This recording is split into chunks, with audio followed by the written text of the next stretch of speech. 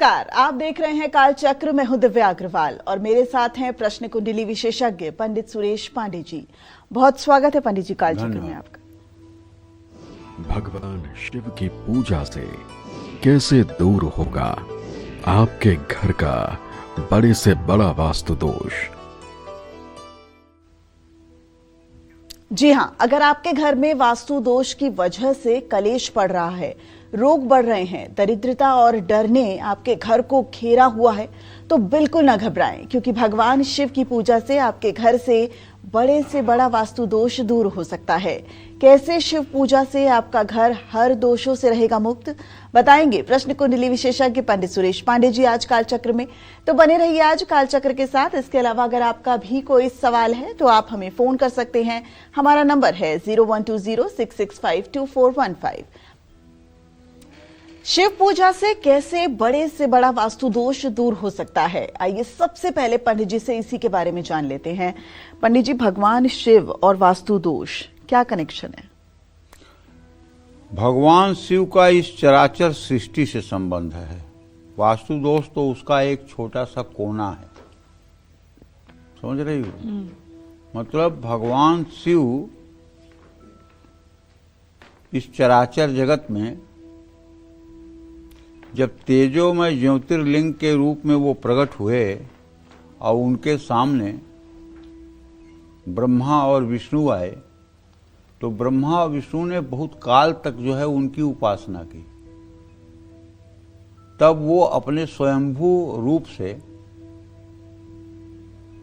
मूर्ति रूप में ब्रह्मा विष्णु को दर्शन दिए। जगत का कोई ऐसा कल्याणकारी कार्यक्रम नहीं है जो भगवान शिव ना कर सके। वास्तु तो एक बहुत छोटा सा विषय है। मनुष्य जब रहता है तो अगर प्रकृति के अनुकूल व्यवस्था में रहता है तो सुखी रहता है, प्रकृति के विपरीत व्यवस्था में रहता है तो दुखी रहता है। जैसे बरसात के दिन में अगर छाया में रहेगा तो भीगेगा नहीं, गर्मी के दिनों में छाया में रहेगा तो धूप से परेशान नहीं होगा, जाड़ा के दिनों में थोड़ा सा ठीक से रहेगा तो सुख रहेगा। लेकिन अगर बरसात के दिनों में खुले आसमान में रहे, गर्मी के दिनों में खुले आसमान में दिन में रहे तो कष्ट होगा ना जी। तो ये मतलब प्रकृति के अनुरूप जो व्यवस्था है उसका नाम है वास्तु। जैसे उदाहरण के तौर पर मैं भारत की बात कर रहा हूं। भारत में सारी नदियां नर्मदा को छोड़ करके पश्चिम से पूर्व की ओर बहती हैं या दक्षिण से उत्तर की ओर बहती हैं। इसी बहाव के कारण रेलवे ने भी अपना अप डाउन निश्चित किया है।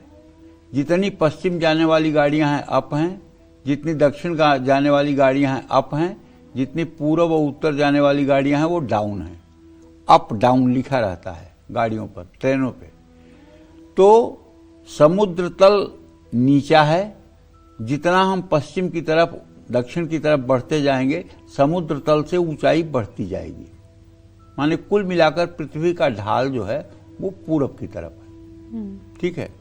तो वास्तु में भी जो वास्तुगत हम निर्माण कार्य करते हैं उसमें भी घर का ढलान हर समय उत्तर पूर्व की तरफ होना चाहिए। दक्षिण पश्चिम का कोना ऊंचा होना चाहिए, दक्षिण पश्चिम भारी होना चाहिए। इसीलिए सीढ़ियां दक्षिण या पश्चिम दिशा में ही होनी चाहिए। मास्टर बेडरूम साउथ वेस्ट में ही होना चाहिए। अग्नि कोण में ही किचन होना चाहिए। ईशान कोण में ही पूजा स्थान होना चाहिए। वायव्य कोण, जिसको रुदन कोण कहते हैं, वहां ड्राइंग रूम होना चाहिए। वहां रुदन कोण में ड्राइंग रूम इसलिए होना चाहिए कि वो उच्चाटन की दिशा है। वहां बैठने वाले गेस्ट ज्यादा देर तक आपके सर पर मतलब कि जो है कुंडली मार के बैठे नहीं रहेंगे, आएंगे और चले जाएंगे। अच्छा। लेकिन अगर वहां वही ईशान कोण में अगर आप गेस्ट रूम बना दें तो जो लोग आएंगे वहीं कुंडली मार के टिक जाएंगे, वो आपके घर के अंदरूनी मामलों में भी इंटरफियर करेंगे। ठीक है। तो अगर घर में किसी के अज्ञानतावश घर उल्टा पुल्टा बन गया है, वास्तु दोष है, तो पारे के शिवलिंग की स्थापना करके और उसकी पूजा करने से सारा वास्तु दोष का कुप्रभाव जो है वो जीवन पर नहीं पड़ता है। वास्तु दोष हो वहां सुख शांति के लिए शिवलिंग पर अभिषेक करने के बाद जलहरी के जल को घर लाकर उसमें ओम नमः शिवाय मंत्र का जप करते हुए पूरे जल को आप घर में छिड़क सकते हैं। ऐसा करने से घर की नकारात्मक शक्तियां दूर हो जाएंगी, काम में रुकावट आती है, कलेश होता है, रोग परेशान कर रहे हैं तो अपने घर की उत्तर पूर्व दिशा में या ब्रह्म स्थान में रुद्राभिषेक जरूर कराएं। रुद्राभिषेक क्या है? रुद्रा अष्टाध्यायी के सभी पाठों को करना ये रुद्राभिषेक कहलाता है। ये रुद्राभिषेक कई प्रकार का होता है। एक सामान्य रुद्राभिषेक होता है जिसमें रुद्रा अष्टाध्यायी के 5वें अध्याय के 16 मंत्रों के द्वारा रुद्राभिषेक होता है। ये सामान्य रुद्राभिषेक होता है और उस मंत्र को रुद्र सूक्त कहते हैं।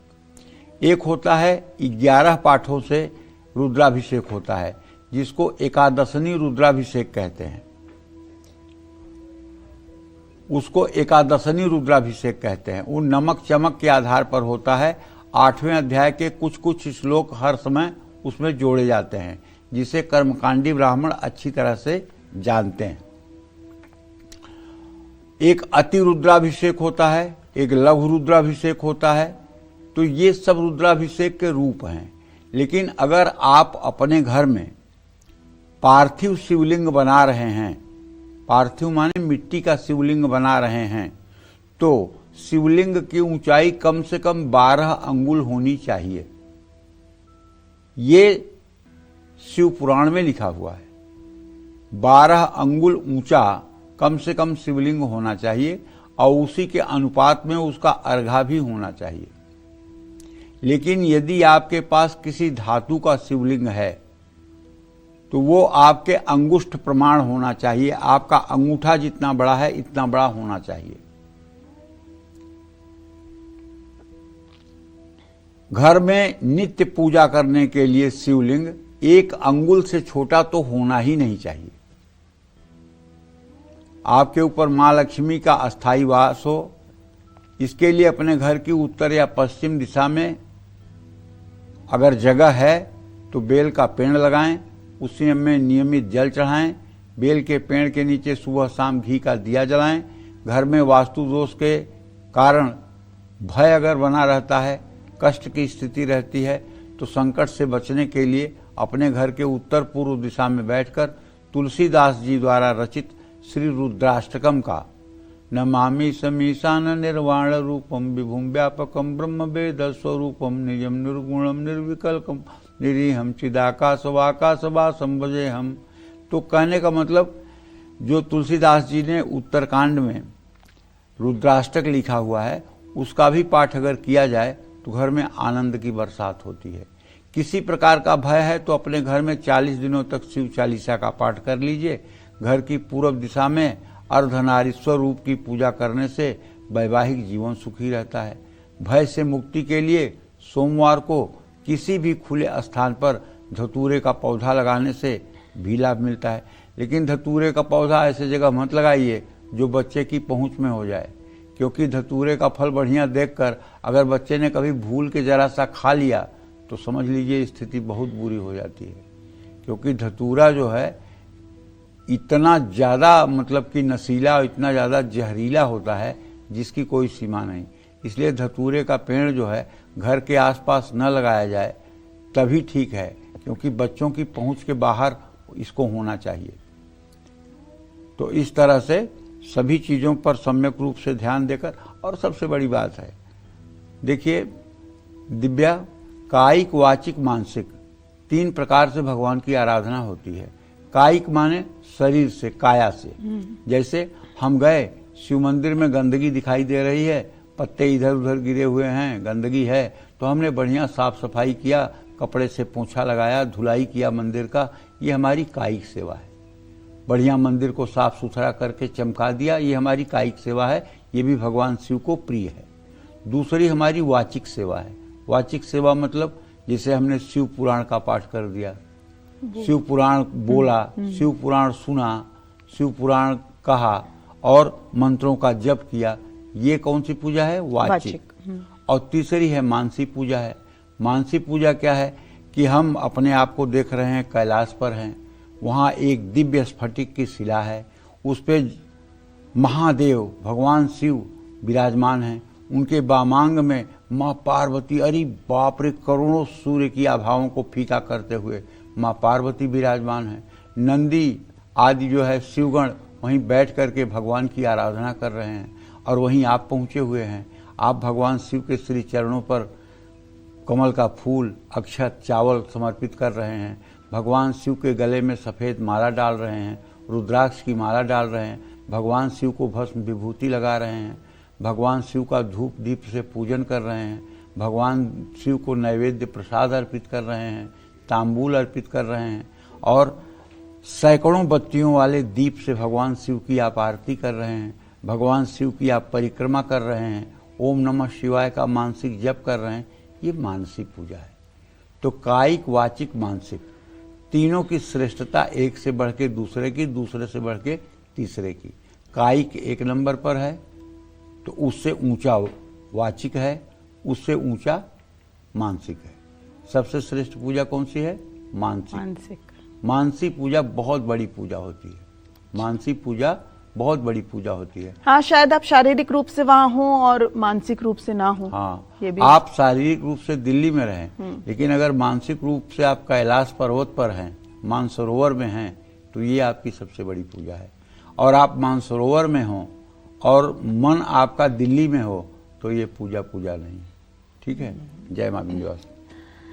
तो आज तो देखिए पंडित जी ने इतने सुंदर दर्शन भगवान शिव और माता पार्वती के सुबह सुबह ही करा दिए। तो आगे भी बात करेंगे वास्तु दोष से भगवान शिव की पूजा अर्चना कैसे की जा सकती है कि वास्तु दोष को खत्म किया जाए।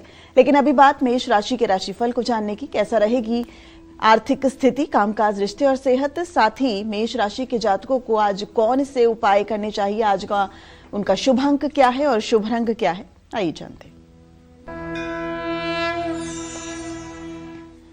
देखिए, मेष राशि के जातकों को बताना चाहूंगा कि आपके द्वितीय भाव का स्वामी शुक्र इस समय बुध राहु के साथ कुंभ राशि में दशम भाव में गोचर कर रहा है, और आपके एकादश भाव का स्वामी शनि जो है उससे द्वितीय द्वादश का संबंध बना रहा है।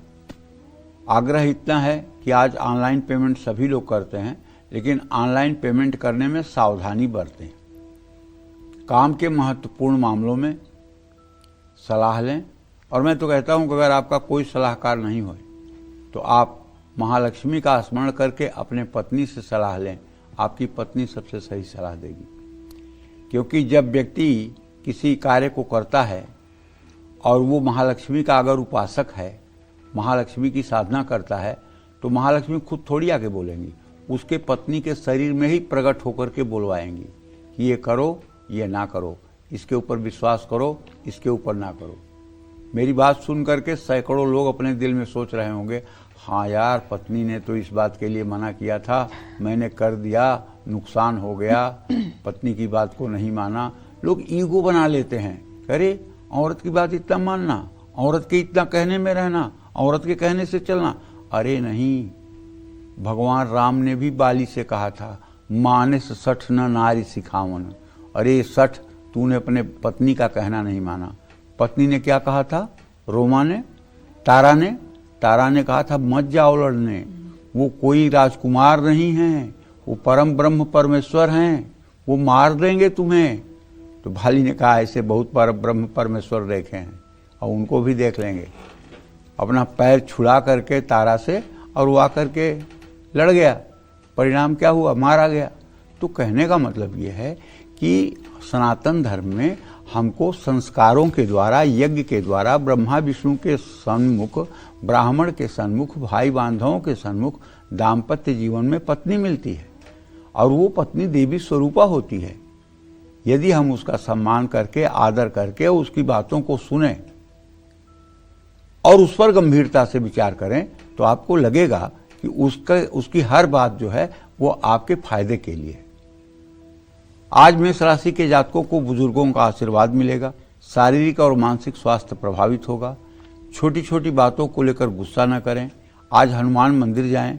शुभ अंक आपके लिए 5 है, शुभ रंग आपके लिए बैगनी है। जय मां विंध्यवासिनी।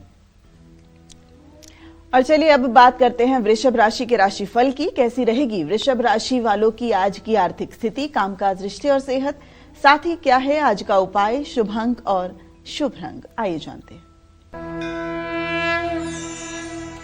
वृषभ राशि का स्वामी शुक्र इस समय कुंभ राशि में 10वें भाव में गोचर कर रहा है और धन भाव का स्वामी बुध भी साथ में है, तो धन की आवाजाही तो सामान्य रहेगी।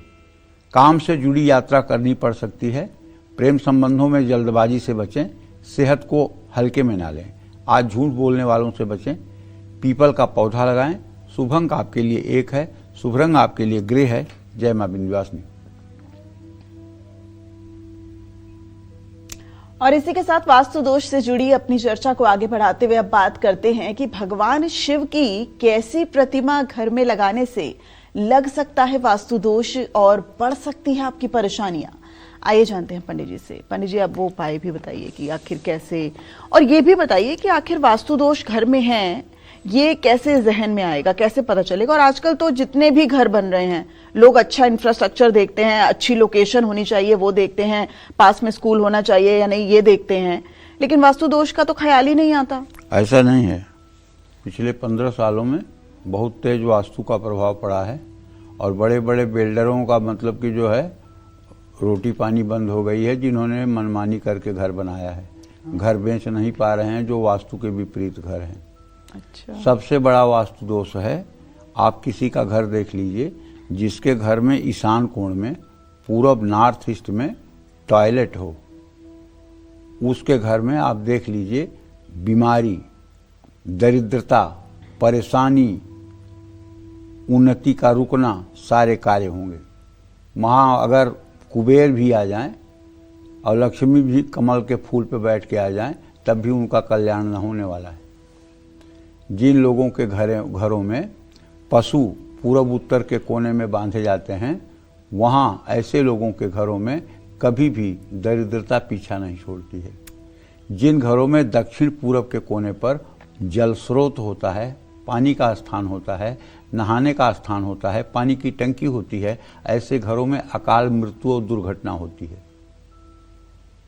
जिन घरों में दक्षिण पश्चिम के कोने पर कोई गड्ढा होता है या तालाब होता है या मतलब कि कोई नीची जगह होती है, ऐसे घरों में रहने वाला मुखिया हर समय त्रस्त रहता है, पस्त रहता है। जिन घरों में घर का मुखिया पश्चिम उत्तर के कोने में निवास करता है, वो हर समय बेचैन और डरा डरा सा रहता है। वास्तु दोष का तो बहुत बड़ा असर है। वास्तु सम्मत अगर कार्य हो जाए जीवन में, अगर वास्तु के सुसंगत ढंग से अगर किसी का निवास हो जाए तो 50% परेशानियां तो उसके जीवन की समाप्त हो जाएंगी। बाकी रही प्रारब्ध की बात, तो प्रारब्ध तो अपना फल दिखाता ही है। देखो दिव्या क्या है ना बेटा, एक होती है होनी, एक होती है करनी। होनी जो है ये प्रारब्ध है और करनी जो है ये क्रियमाण है। होनी क्या है कि जैसे हम जा रहे हैं और हमारे ऊपर आके ट्रक चढ़ गई अपने आप, ये होनी है, हमने चाहा नहीं। और करनी ये है कि हम जाके मेट्रो के नीचे कूद गए, ये करनी है। तो करनी होनी में ये अंतर है। होनी प्रारब्ध है और करनी क्रियमाण कर्म है। क्रियमाण कर्म को हम रोक सकते हैं लेकिन होनी को हम नहीं रोक सकते हैं। लेकिन होनी को रोकने की सामर्थ्य है अगर किसी में, तो भगवान शिव में।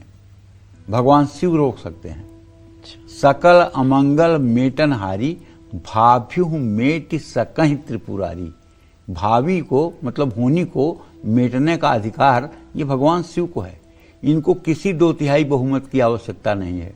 इनकी इच्छा ही संविधान संशोधन है। इन्होंने जो इच्छा कर लिया वो संविधान संशोधन हो गया। ना इनको श्री हरि विष्णु से पूछना है, ना इन्हें चतुर्मुख ब्रह्मा से पूछना है, ना इन्हें किसी से पूछना है। बस इन्हें तो इनकी इच्छा हो गई, वही संविधान संशोधन हो गया। तो अगर वास्तु दोष घर में है तो बिना तोड़फोड़ किए भी क्या इससे बचा जा सकता है? हाँ, बचा जा सकता है, लेकिन उसके लिए आपको कठिन परिश्रम करना पड़ेगा। जैसे आपको अपने घर में एक पारे का शिवलिंग रखना पड़ेगा। शिवलिंग की रोज विधिवत रुद्र सूक्त से अभिषेक करना पड़ेगा, धूप दीप जलाना पड़ेगा और कम से कम 10 माला ओम नमः शिवाय का जप करना पड़ेगा रोजाना। सुबह शाम दोनों समय, और गायत्री मंत्र से 108 बार सुबह शाम हवन करना पड़ेगा। अगर आप वास्तुदोष के प्रभाव से बिल्कुल बचना चाहते हैं। कब तक? अब ये जब तक आप सुखी रहना चाहें तब तक। हम पूछें आप खाना कब तक खाओगे, ये तो कोई नहीं कहता कब तक खाना खाओगे, जब तक जीना है तब तक खाओगे। तो धर्म के मामले में क्यों कब तक आ जाता है? धारयति धर्मः, जैसे श्वास नहीं कब तक पूछी जाती है, श्वास मेरी कब तक चलेगी, अरे जब तक जियोगे तब तक चलेगी। तो आप धर्म को क्यों कब तक में बांध रहे हो? धर्म को भी जिंदगी भर चलने दो ना। जी सही बात है, उसे एक काम मत समझो। लेकिन लोग ये पूछते हैं पहले, पंडित जी ये मंत्र कितने दिन करना है, मतलब जल्दी बता दो कि इतने दिन के बाद बंद करना है, उसके बाद क्या करोगे? अच्छा, कोई कोई तो ऐसे मिलते हैं कि 50 साल 60 साल की उम्र है, उनसे पूछिए कि पूजा पाठ कुछ करते हो? हाँ गुरु जी करता हूं, दुर्गा चालीसा का पाठ करता हूं, हनुमान चालीसा का पाठ करता हूं।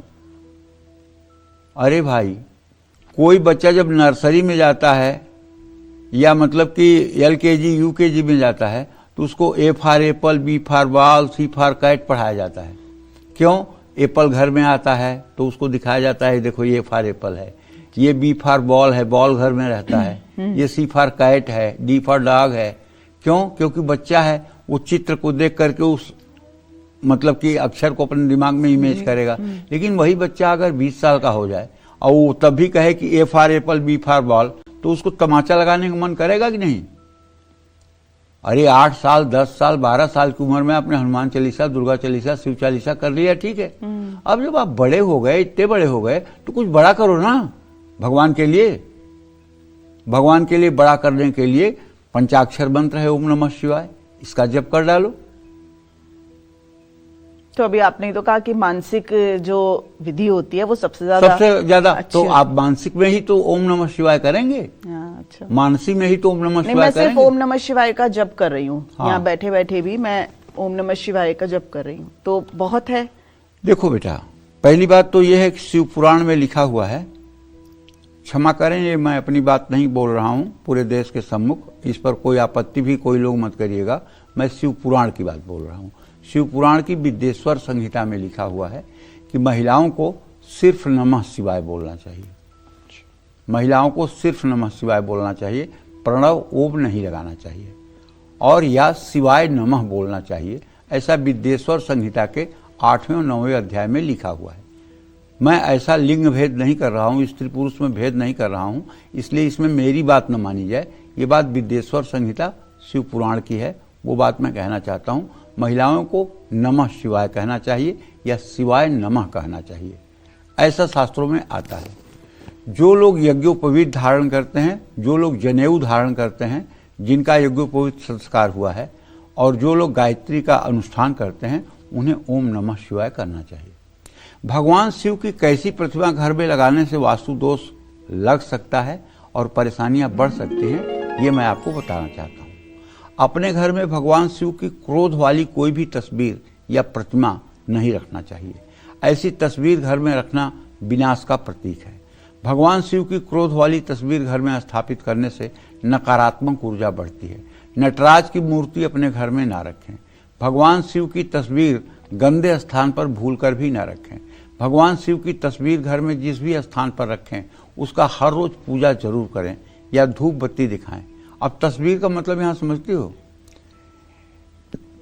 एक होता है सकल, एक होता है निष्कल। सकल माने होता है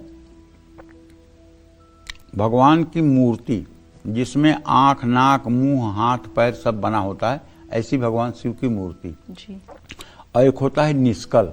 निष्कल माने निर्विकार, निराकार। निराकार में क्या होता है? शिवलिंग। अच्छा, शिवलिंग जो है ये निराकार का प्रतीक है, और भगवान शिव ही एक ऐसे देवता हैं जिनकी निराकार और साकार दोनों रूपों में पूजा होती है, जिनके शिवलिंग की भी पूजा होती है, जिनके मूर्ति की भी पूजा होती है। और शिव पुराण के विद्येश्वर संहिता में ये भी सूत्र जी कहते हैं कि साकार उपासना से ज्यादा जो निराकार शिवलिंग की उपासना है वो ज्यादा महत्वपूर्ण है। और ऐसा क्यों है कि भगवान शिव ही निराकार और साकार दोनों रूपों में पूजे जाते हैं? तो उस पर मतलब कि स्वयं नंदिकेश्वर ने बताया है, नंदिकेश्वर माने नंदी ने बताया है कि भगवान शिव ने कहा है कि वो ब्रह्म भी हैं और वो परमात्मा भी हैं। इसलिए उनका निराकार भाव से भी पूजन होता है और साकार भाव से भी पूजन होता है। वो ओंकार के स्वरूप हैं। भगवान शिव के 5 मुंह हैं, जानती हो? नहीं जानती हो ना? हाँ, भगवान शिव के 5 मुख हैं। अच्छा। और 5 मुंहों में 3-3 नेत्र हैं। हर मुंह में 3-3 नेत्र हैं। 4 नेत्र चारों दिशाओं में है, एक मुंह उनका ऊपर की तरफ है। 5 मुख हैं भगवान शिव को और सब में 3-3 आंखें हैं। 15 आंखें। हाँ, अ उ म, ये मतलब कि जो ओम है, ये मतलब कि जिन अक्षरों से मिल करके बना है, ये सभी उनके ही मुखों के आधार पर है। सबसे पहले ओम भगवान शिव से ही प्रकट हुआ है। ओम का प्राकट्य भगवान शिव से ही हुआ है। इसीलिए ओमकार का जप करने वाला भी भगवान शिव का आराधक माना जाएगा। जो लोग सिर्फ एक अक्षर ओम का ही जप करते हैं, ओम की ही मानसिक पूजा करते हैं, वो लोग भगवान शिव की ही पूजा करते हैं, भगवान शिव की ही आराधना करते हैं। ऐसा भी विद्येश्वर संहिता में लिखा हुआ है। जय मां विंध्यवासिनी। तो चलिए आगे भी चर्चा जारी रखेंगे, लेकिन अभी बात कर लेते हैं मिथुन राशि के राशिफल की। कैसा रहेगा मिथुन राशि के जातकों का आज का पूरा दिन? कौन सा है शुभ उपाय, कौन सा है शुभ रंग? आइए जानते हैं पंडित जी। देखिए, आपके राशि में बृहस्पति की स्थिति है और आपका राशि स्वामी इस समय भाग्य स्थान में है, लेकिन विडंबना है कि अभी भी वो अस्त है। तो इसलिए ऑनलाइन लेन देन से सतर्कता बरतनी जरूरी है। ऑफिस में आज विरोधियों से दूरी बनाकर रखें। जीवन साथी को धोखा न दें, ये तो कभी नहीं देना चाहिए। स्वास्थ्य ठीक रहेगा, योग प्राणायाम करें। वाहन चलाते समय ज़्यादा सतर्क रहें। हनुमान चालीसा का पाठ करें। शुभ अंक आपके लिए 8 है। शुभ रंग आपके लिए हल्का पीला है। जय मां विंध्यवासिनी। और अब बारी कर्क राशि के राशिफल को जानने की। कैसा रहेगा उनका आज का पूरा दिन? आइए जानते हैं।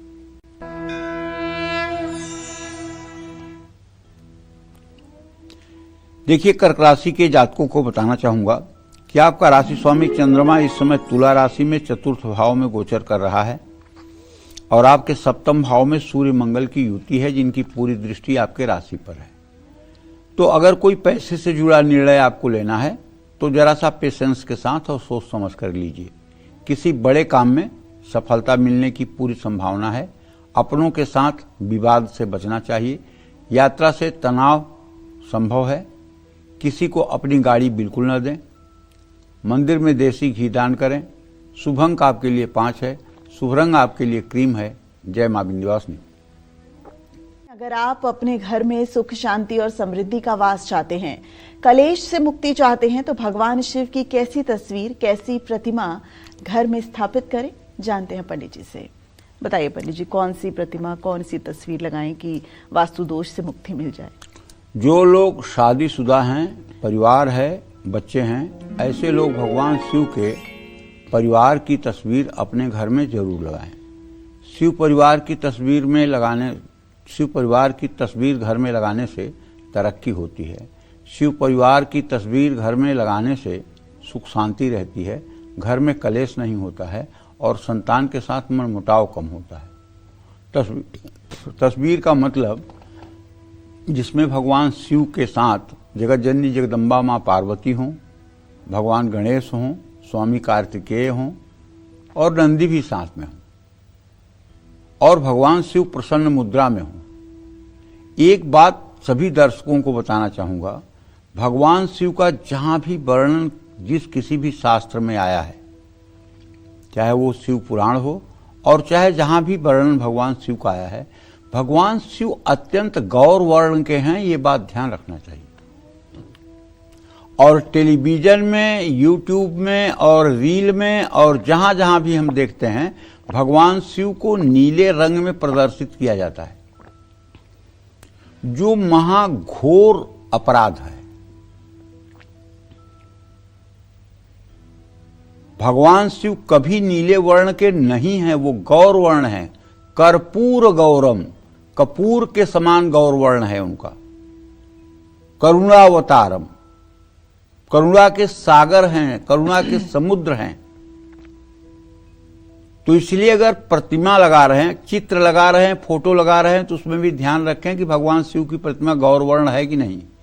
और अगर मूर्ति लगा रहे हैं तो उसमें भी ध्यान दीजिएगा कि गौर वर्ण की प्रतिमा है कि नहीं। कंठ नीला है पंडित? कंठ नीला है, हाँ, वहां उन्होंने विष धारण किया हुआ है तो वो नीला है। नीला है, हाँ जी। ऐसा चित्र घर में जरूर लगाना चाहिए। नंदी पर विराजमान भगवान शिव का चित्र घर में लगाने से एकाग्रता बढ़ती है। कार्तिकेय के साथ भगवान शिव और पार्वती का चित्र घर में लगाने से मनोकामना पूरी होती है, सुख सुविधा प्राप्त होती है। जिस चित्र में भगवान शिव की उत्तर दिशा में भगवान विष्णु और दक्षिण दिशा की ओर भगवान ब्रह्मा जी का चित्र हो, ऐसी तस्वीर की पूजा करने से बीमारियों से मुक्ति मिलती है। लेकिन हकीकत यह है कि ब्रह्मा की पूजा पृथ्वी लोक में और घर के पूजा स्थान में नहीं होती है। ब्रह्मा का मंदिर सिर्फ और सिर्फ भारतवर्ष में पुष्कर में है। पुष्कर में ब्रह्मा का मंदिर है, वहां ब्रह्मदेव का दर्शन भी होता है, पूजन भी होता है। शेष जगह पर न तो ब्रह्मा का मंदिर है और न तो पूजा होती है। क्यों? क्योंकि ये भी भगवान शिव का ही एक प्रकार का श्राप है। चूंकि ब्रह्मदेव ने झूठ बोला था कि मैंने ज्योतिर्लिंग का पता लगा लिया है, इसलिए भगवान शिव ने श्रापित किया था कि आपकी मृत्युलोक में पूजा नहीं होगी। तो कहने का आशय यह है कि भगवान शिव की आराधना से मुश्किल स्थितियां भी अपने बस में हो जाती हैं।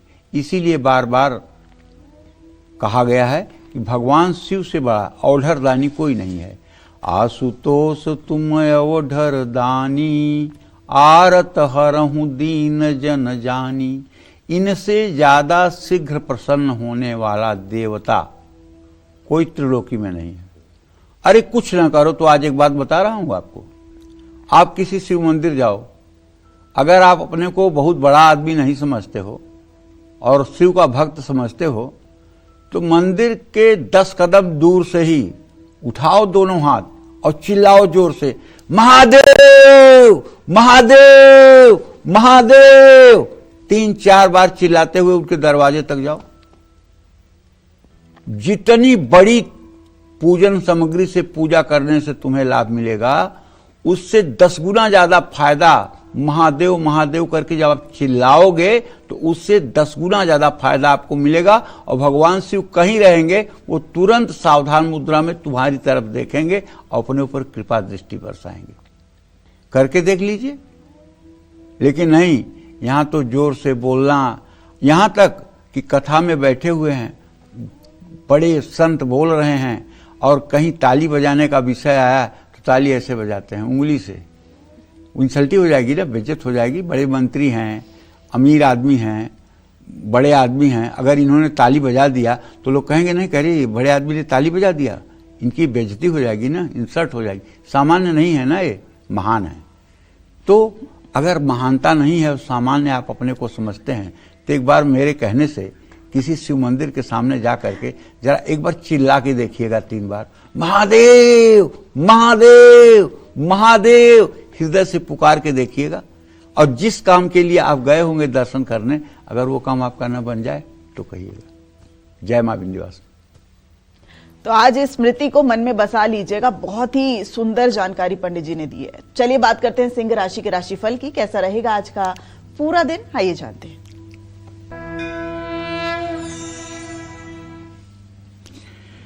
सिंह राशि के जातकों को बताना चाहूंगा कि आपके 7वें भाव में इस समय शुक्र बुध राहु की स्थिति है, लग्न में केतु है, लेकिन अभी भी सूर्यदेव आपके 6ठे भाव में गोचर कर रहे हैं। घर के बड़े बुजुर्गों से आज आपको आर्थिक सहयोग मिल सकता है। नई नौकरी या स्थानांतरण में सतर्कता बरतें। परिवार में सुख शांति बढ़ेगी। पिता की सेहत का ध्यान रखें। आज हर किसी पर भरोसा मत करिए। आदित्य हृदय स्तोत्र का पाठ करिए। शुभ अंक आपके लिए 3 है। शुभ रंग आपके लिए नारंगी है। जय मां विंध्यवासिनी। और अब बात करते हैं कन्या राशि के राशिफल की। कैसी रहेगी कन्या राशि के जातकों की आज की आर्थिक स्थिति, कामकाज, रिश्ते और सेहत, साथ ही क्या है आज का उपाय, शुभ अंक और शुभ रंग, आइए जानते हैं। देखिए, कन्या राशि के जातकों को बताना चाहूंगा कि आपके द्वितीय भाव में चंद्रमा और पंचम में सूर्य मंगल की स्थिति है, सप्तम भाव में शनि है और आपके भाग्य स्थान में बृहस्पति है। कुल मिलाकर धन लाभ तो होगा और कहीं आज आप पैसा भी लगाएंगे। प्लानिंग के साथ कोई काम शुरू करेंगे तो सफलता भी मिलेगी, लेकिन कोई रिश्ता जोड़ने में जल्दबाजी न दिखाइए। आंखों से जुड़ी समस्या हो सकती है। घरेलू कार्यों में सावधानी बरतें। सूर्याष्टकम का पाठ करें। शुभ अंक आपके लिए 6 है। शुभ रंग आपके लिए आसमानी है। जय मां विंध्यवासिनी। और चलिए अब वास्तु दोष की अपनी चर्चा को आगे बढ़ाते हुए बात करते हैं कि कैसे मान सम्मान, सुखी और वैवाहिक जीवन, संतान सुख पाने के लिए आपको घर में भगवान शिव की कैसी प्रतिमा किस दिशा में स्थापित करनी चाहिए, बताएंगे पंडित जी।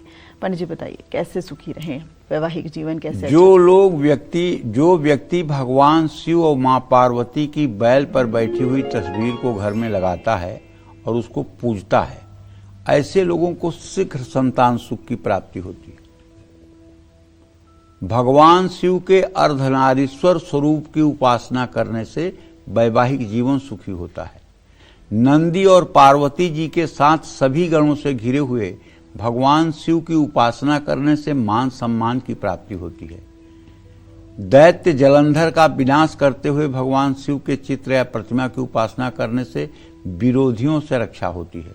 जटा में गंगा और सिर पर चंद्रमा धारण किए हुए बाईं ओर मां जगत जननी जगदम्बा पार्वती और दाहिनी ओर कार्तिकेय और गणेश के साथ भगवान शिव की प्रतिमा की उपासना करने से परिवार में कलेश कम होता है और सुख शांति बढ़ती है। ध्यान की स्थिति में बैठे हुए शरीर पर भस्म लगाए हुए भगवान शिव की मूर्ति की पूजा करने से सभी दोषों से मुक्ति मिलती है। भगवान शिव की तस्वीर घर में उत्तर दिशा में लगानी चाहिए। उत्तर दिशा को देवताओं की दिशा, ईशान कोण, ईशान माने शिव जी का ही नाम ईशान है, उसको अगर ईशान कोण कहते हैं तो ईशान मतलब भगवान शिव होते हैं और कोई नहीं होता। ईशान माने न विष्णु होते हैं, न ब्रह्मा होते हैं, न दुर्गा होती हैं। ईशान माने शिव। तो ये उत्तर और पूरब का जो कोना है, ईशान कोण, ये भगवान शिव का ही स्थान है और यहीं इनकी स्थापना, यहीं इनकी पूजा, यहीं उनकी उपासना होनी चाहिए। पूजा घर और पूजा का मंदिर, ये दोनों में बड़ा अंतर है। मंदिर ऐसा होना चाहिए जिसमें पूरब और पश्चिम दोनों तरफ द्वार हों। मंदिर शिव का कैसा होना चाहिए, जिसमें पूरब और पश्चिम दोनों तरफ द्वार हो। पश्चिम से भी लोग आ सके, पूरब से भी लोग आ और जा सके, और हर समय अर्घा उत्तर की दिशा में निकलना चाहिए। जो शिवलिंग पर जल चढ़ता है उसकी निकासी उत्तर दिशा में होनी चाहिए। उत्तर दिशा में नाली होनी चाहिए, उसको क्रॉस नहीं करना चाहिए। ये सब भी चीजें वास्तुगत हैं, इनका भी ध्यान रखना चाहिए। जय मां विंध्यवासिनी। और चलिए अब इसी के साथ बात करते हैं तुला राशि के राशिफल की। कैसा रहेगा तुला राशि के जातकों का आज का पूरा दिन, आइए जानते हैं।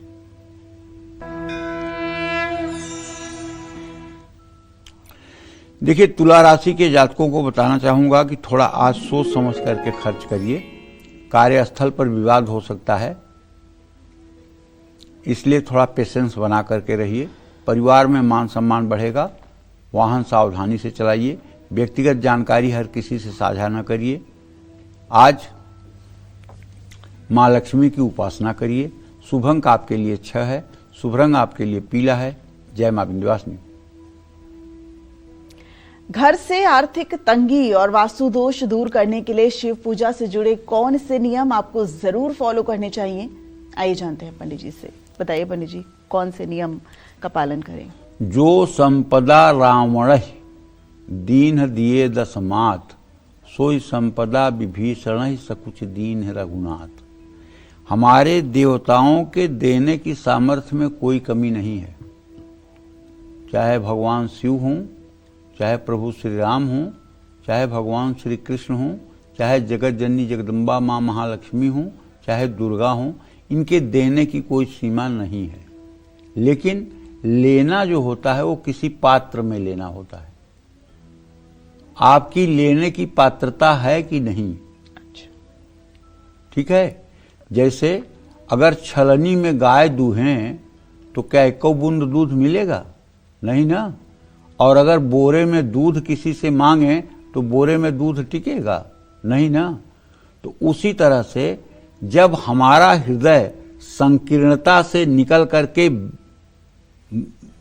बृहत रूप धारण करता है, संसार के कल्याण की कामना करता है, दूसरों के दुख में दुखी होता है, दूसरों की मदद के लिए बेचैन होता है, तो ऐसे पे भगवान की कृपा दृष्टि पूरा हो जाती है और आप एकदम हर प्रकार के सुखों से ओतप्रोत हो जाते हैं।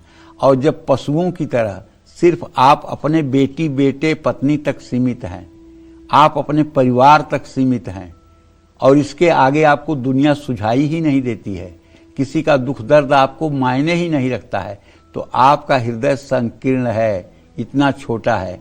तो इतने छोटे पात्र में जितना आएगा वो भगवान आपको दे देंगे। इसलिए अगर कोई सफल है या कोई अगर बहुत बड़ा सफलता के शिखर पर चढ़ा हुआ है तो पक्का मानो कि उसका हृदय विशाल होगा। बिना विशाल हृदय के कोई व्यक्ति विशाल नहीं बन सकता। और भगवान शिव भी ऐसे लोगों को ही पसंद करते हैं जो विशाल हृदय का हो। वृक्ष का बहु नहीं फल भखै, नदी न संचे नीर, परमार्थ के कारणे साधु न धरा शरीर। वृक्ष जो है ये कभी अपना फल नहीं खाते और नदी कभी अपने पानी को सजो कर नहीं रखती है बल्कि दूसरों के काम में देती है। उसी तरह से जो परमार्थी पुरुष हैं वो शरीर धारण करते हैं दूसरों का कल्याण करने के लिए, वो अपने उदर पोषण के लिए शरीर नहीं धारण करते हैं। परमार्थ के कारणे साधु न धरा शरीर। अरे आप भी अपने मन में, अगर आप कार्यक्रम देख रहे हैं, आप अपने मन में सोच के देखिए कि मैं दूसरों का कैसे भला कर लूं, मैं दूसरे के काम कैसे आ जाऊं, मैं दूसरे की मदद कैसे कर दूं और मदद करने के बाद भूल कैसे जाऊं, उसकी कभी चर्चा ना करूं।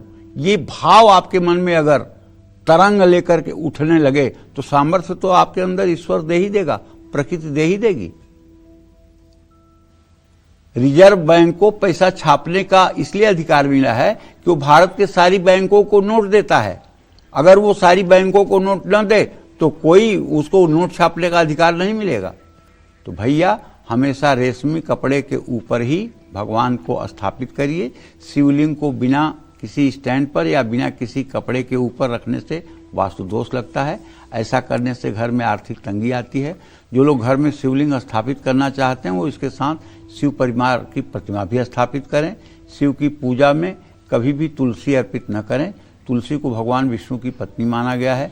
भगवान विष्णु के अवतारों के अलावा तुलसी किसी और देवता को अर्पित नहीं की जा सकती। हाँ, हनुमान जी को तो अर्पित की जाएगी क्योंकि उन्हीं के भक्त हैं। तो घर में एक साथ 2 शिवलिंग तक आप स्थापित कर सकते हैं, लेकिन दोनों अलग अलग हों। जैसे एक पारद का हो, एक नर्मदेश्वर है। 3 शिवलिंग नहीं स्थापित करना चाहिए। और शिवलिंग पर बेलपत्र अर्पित करें। शिव पूजा में दूध दही पंचामृत कांसे के बर्तन में डालकर कभी न चढ़ाएं और तांबे के बर्तन में भी डाल के न चढ़ाएं। ये अगर आप पीतल के बर्तन में डाल के चढ़ाएं या चांदी के बर्तन में डाल के चढ़ाएं तो उत्तम होगा। जय मां विंध्यवासिनी।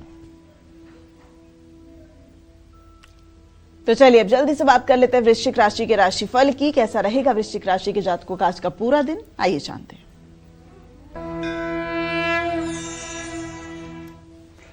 वृश्चिक राशि के जातकों को बताना चाहूंगा कि आपके 10वें भाव में केतु की स्थिति है भाई। आपके 8वें भाव में बृहस्पति है। यात्रा में फिजूल खर्च मत करिए, बजट बिगड़ जाएगा। आज सरकारी काम आपके बनेंगे। पुराने मित्रों से मुलाकात होगी। आज पेट के रोग सताएंगे। आज आलस्य नुकसानदायक हो सकता है।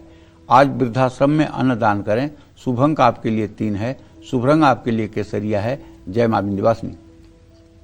चलिए अब जल्दी से बात कर लेते हैं धनु राशि के राशिफल की। क्या कहता है धनु राशि का राशिफल, कैसा रहेगा आज का पूरा दिन, आइए जानते हैं। धनु राशि से 2 भाव में सूर्य और मंगल हैं भैया।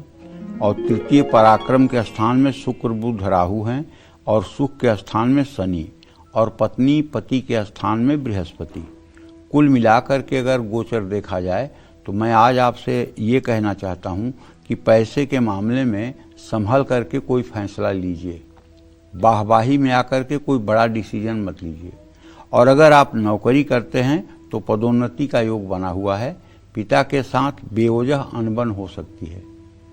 महिलाएं जो धनु राशि की हैं उन्हें अपने सेहत के प्रति सतर्क रहना चाहिए, और यदि यात्रा कर रही हैं तब तो बहुत विशेष सतर्कता अपने स्वास्थ्य को लेकर करें, और दूसरों की बात पर तुरंत भरोसा न करें। अगर आप घर में हैं, आपके पास समय है, तो विष्णु सहस्त्र नाम का एक पाठ कर लीजिए। शुभ अंक आपके लिए 8 है, शुभ रंग आपके लिए लाल है। जय मां विंध्यवासिनी। और अब बारी मकर राशि के राशिफल की। तो चलिए आपको बताते हैं कि आखिर मकर राशि के जातकों का आज का पूरा दिन कैसा रहेगा। मकर राशि में सूर्य और मंगल का अंगारक योग बना हुआ है, और धन भाव का स्वामी शनि तृतीय भाव में है। ऐसे में सोच समझ करके आर्थिक निवेश करना बुद्धिमानी होगी। नई साझेदारी बहुत सावधानी के साथ करें। आज पारिवारिक विवाद खत्म हो सकता है। मौसमी बीमारियां आपको परेशान कर सकती हैं। गाड़ी चलाते समय सावधान रहें। मंदिर में केला दान करें। शुभ अंक आपके लिए 8 है, शुभ रंग आपके लिए नेवी ब्लू है। जय मां विंध्यवासिनी।